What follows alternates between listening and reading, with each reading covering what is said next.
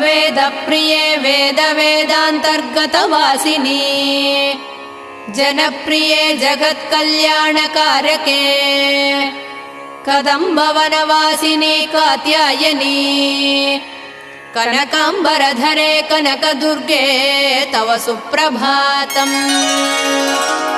कल्पवृक्षे महाकल्पादिकालनिर्णये मातः मधुसूदनादिमहादेव विनुते मन्दाकिनी सलिलसेवितपदे मन्दस्मिते कनकाम्बरधरे कनकदुर्गे तव सुप्रभातम्।